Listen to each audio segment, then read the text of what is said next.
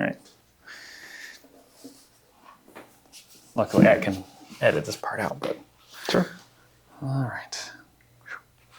All right, welcome again to Harborcast, the official podcast of Harbor Church here in Mooresville, North Carolina. I'm back here with my friend Baron Murray, and we are talking Buddhism and Christianity. And we had so much to talk about, we had to split up into 3 episodes. That's right. So last week, we shared just a little bit about how Buddhism is not just, you had to learn about Buddhism as a missionary to Taiwan. Yes.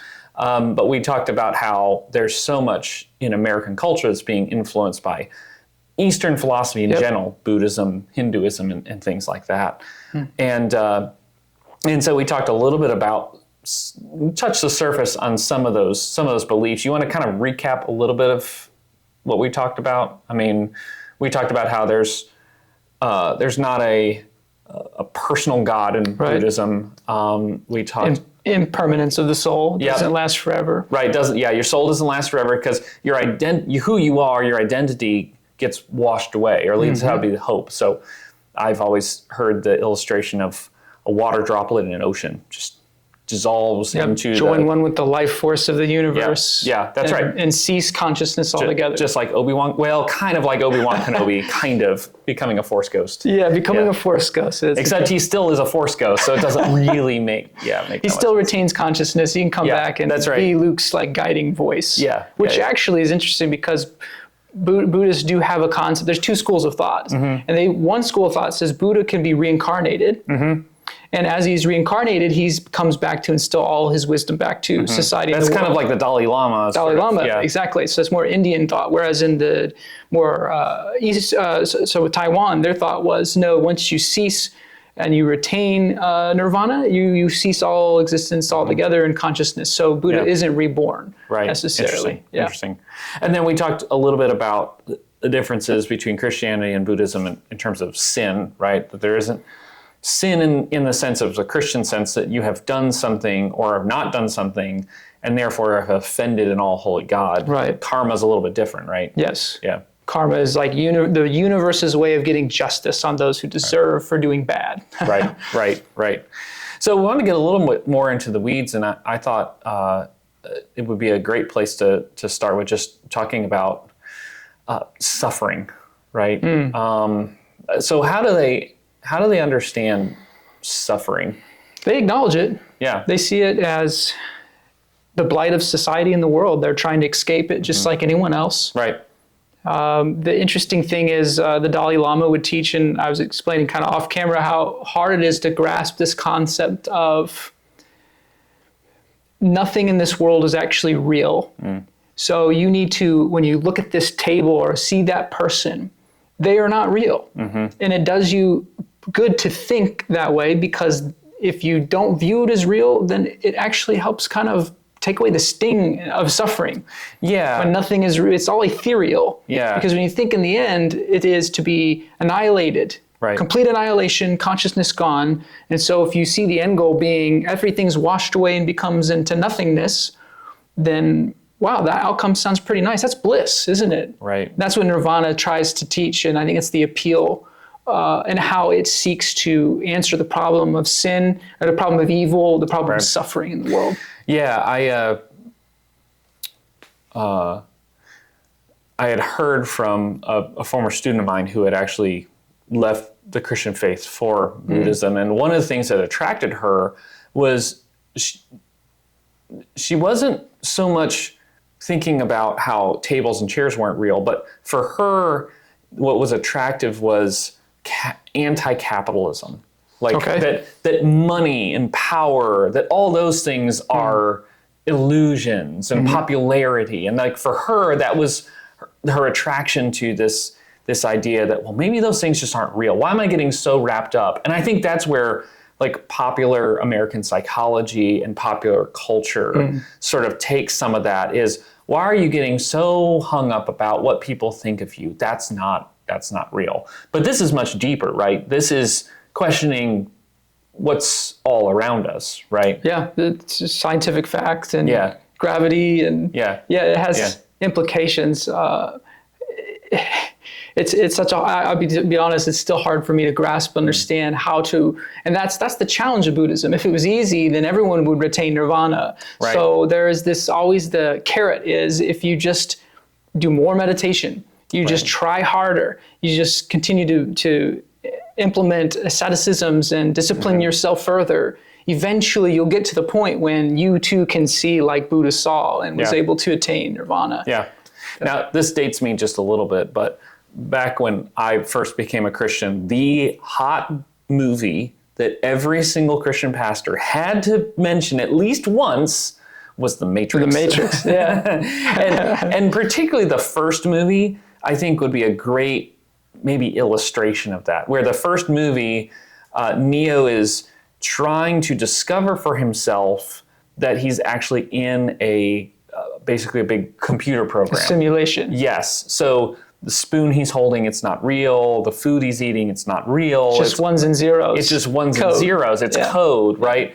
But he has trouble putting it together in his mind. And so he had to, I don't know, break through the barriers and realize and that's like, there's this one famous line where he's talks to this kid and the kid says, "There is no spoon." That's how it can bend. You know, it's so. And I think he was a Buddhist monk too. The shaved head. I think that's right. Yeah, The garments, the orange and red, right? Yellow colors. Yeah. So definitely a call to Buddhism and its philosophies. Right.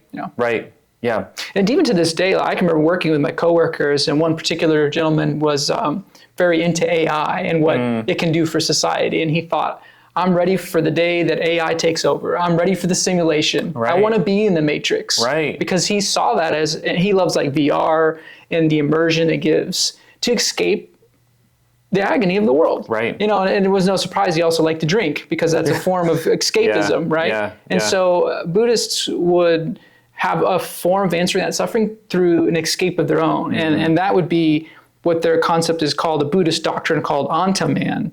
It lies at the heart of the Buddhist practice. In my thesis, I point to Rene, who famously stated, "I think, therefore I am." Rene Descartes, Yes, Descartes and his idea that you thinking something is creating the causation. So in the words of the Buddhists, the Dalai Lama, they viewed this, "I think, therefore I am." So you thinking there is something is the causation of the existence. So detaching yourself from the thinking of the thing is real. It gets pretty deep. Yeah. And I don't want to get in the weeds too much there. But I mean, just to step back and to look at it from 20,000 feet, it's doing what every religion since the garden has been trying to do, which is put man and his abilities at the center of the universe, right? Yeah. So now it's not about what God can do, it's about what you need to do to fix your world. The problem of sin, the curse that we all experience, And also that too, like many other false religions, the problem in the garden was the tree of the knowledge of good and evil. It was about knowledge, right? And so what Satan was tempting Eve with was the God's holding back this special knowledge from you. That if only you know a bit more, right, that will unlock your power to be able to be a rival, be counted as an equal with God. A form of nirvana before Buddhism. Yeah, that's right. It goes back to the garden. That's a great correlation that I think you're right. There really is nothing new under the sun. Right. All religions are either works-based salvation, what man can do to attain salvation for himself, herself, or it's done by grace, the work of Christ. As I like to say, the great theologian Bono said, there's only two religions. There's grace and karma. Yeah. So tell me a little bit more about, if somebody's not familiar with Buddhism, what are some other concepts or some things that maybe we might miss or we might not understand? I think it's a fallacy to think that Christianity and Buddhism are compatible. That even the Dalai Lama himself would say you either pick one or the other, you can't be both. So as much as our society loves syncretism and saying coexist, right? You've probably seen the bumper sticker. And one of them on there is yin and yang. And other references to Buddhism. So I think Christianity and Buddhism, although they both agree there's a problem with sin, they might not call it sin, but they'll call it suffering. We too readily acknowledge. And it's fascinating to me that the secular Buddhist Stephen Batchelor, who I referenced last time, who does away with all the mysticism of Buddhism, but keeps the core practical, here's what you do. And he actually has this statement in his book that sounds eerily like Paul, where he says, the thing I want to do is the very thing I can't do. He knows and readily recognizes the problem of sin. Yeah. And so even though there is an overlap, their solution for the fix of sin is totally different. And there cannot be a mix of either. And so I think that's important to point out. Yeah. Yeah, no, I think you're absolutely right. I think that it's something that sometimes frustrates me when I have conversations about faith and religion, is that in America at least, I often get confronted with, well, aren't they all just saying the same thing? And if you want to tell me you don't know anything about these religions without telling me you don't know anything about these religions, it's saying something like that, because these really are incompatible truth claims. And even the people who practice those things find them completely opposite as well. So yeah, I totally agree with that. So tell me about if somebody was a Buddhist, if they're not, like, what do they do? What does worship look like? Because as a Christian, I know if I become a Christian, it would look like coming to church on Sunday and singing and praying and reading my Bible, talking with people, putting to death my sin, those sorts of things. What does it look like for a Buddhist? Yeah, a lot of meditation. So when I was in Taiwan, my Taiwanese Mandarin Chinese teacher would talk about how he practices his Buddhism. He's much more the secular version of Buddhism, in that, I mean, that he had material goods, whereas if you were really committed to being a monk, you would do away with all things. So I met a person from America who actually came to Taiwan, and he told me how his brother in California decided to do that very thing, go all out monk. And so he sold all his possessions and he went to live in a monastery. Now, why get rid of the possessions? Because they don't matter? It's detachment. Yeah. It's one thing to hold you down to this reality that you're trying to escape. So the more material goods, which reminds me of very much of Star Wars there, right? Like when Yoda counsels Anakin, he tells him about Padme and his love for her, and the fear of her dying. What's his advice? He says, let go of her. Yeah, well, and this is a totally different topic for another podcast, but the inconsistency in Star Wars, in that you're supposed to detach yourself from all these loves, but the whole point of the movie is, of all the movies, is, well, there's a good side, and you got to love the people. You have to love, Luke has to care about Leia and Han and Chewie. Otherwise, if he detaches himself, then you don't really have much of a movie. There's no hero, there's no conflict. Right, and that's kind of like George Lucas's downfall in that particular movie series, is that he wants to import some of these more Eastern philosophies, but he can't help but be Christian. Because in the Christian worldview, you do have to have a bad guy and a good guy in the end, right? And you care about people, and you're attached to them. There's loyalty, and I'm not suggesting that Buddhists don't have any sense of loyalty, compassion, but but it's consistent with our worldview. Sure. Yeah. I think another important key difference is to understand that although suffering is intrinsic to the Christian journey, we would see it as a means of God refining us in the refiner's fire to bring about Christ. Right. So it's suffering, huge, right? So suffering comes from the fall. So it's in itself, it's brokenness, it's evil, it's whatever else. But in the hands of God, he can use all things for good, including all things for good, even bad things. Even bad things, yeah. Whereas for a Buddhist, they view any bad thing that happens to you as, I've done something bad for karma to now bite me back. And so they see no good of suffering whatsoever. They can't see it behind the cloudy, the dark clouds of providence. is God's smiling face. Yeah. They don't see the smiling face behind karma. They only see I've done wrong and I have to pay for it. Yeah. So I think it's important to point out that their way to God, if you will, their way to heaven, their way to nirvana and bliss is to work it off. Is to pay for it. Pay for it themselves. Right. Even, and this is interesting, Dalai Lama even said, even if it took eons, because they believe in rebirth. Right. So you get do over until your balance of karma is zero or negative, I suppose. And actually not, this is, again, we're coming with all sorts of podcasts today, but it's not all that dissimilar from purgatory in Roman Catholic theology. There you go, sure. The idea of indulgences was that you could access the treasury in heaven of the extra bonum, the extra good of the saints. And so if you paid a little bit of money, you could help your dead relative knock off a few thousand years or a million years. Like sometimes that's how they account of purgatory, is maybe a couple million years worth of sin. So it's not all that dissimilar. It's not all that different. What was interesting to me is the fact that in the Taiwanese culture, Catholicism actually did very well. That makes sense. Which makes sense. If they believe in a purgatory, it melds very well with their idea of works-based salvation, if you will. Yeah.